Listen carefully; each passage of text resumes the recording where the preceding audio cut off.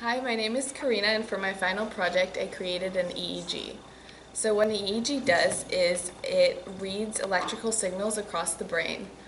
This specific EEG that I created reads alpha waves, which are waves created when someone's conscious that have a frequency of 8 to 13 hertz. And so there are various filters and amplifiers in the circuit that are catered to receiving that specific signal. I'll just give you a quick demonstration of it working. So we'll play that.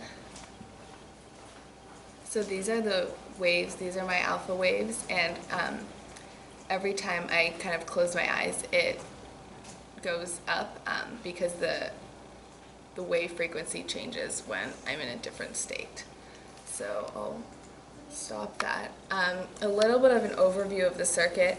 I have different electrodes placed on my head that are specifically supposed to receive signal that are alpha waves, and these two right here go into the circuit, and then this one right here actually goes into the ground as a baseline, and so the signal gets pushed through an instrumentation amplifier, a 60 hertz notch filter, a 7 hertz high pass filter, a 1 hertz low pass filter, and a 31 hertz low pass filter, and then a 1 hertz high pass filter, and finally another 60 hertz notch filter.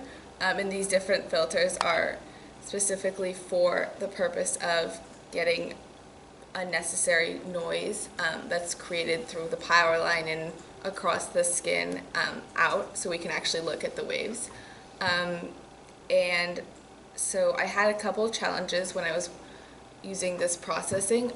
It was a harder thing to code with because, so I downloaded the code online, and I had trouble originally because there were certain inputs that needed to be configured specifically to my circuit that I did not know where to add into this code, and so I had to go through it with a debugging device to figure out where exactly it was that I needed these extra kind of things for the code, and that took a while. I also had trouble with the schematic when I was creating the circuit because one of the filters wasn't doing the right job, and so I had to find another filter online that would kind of actually do the right purpose.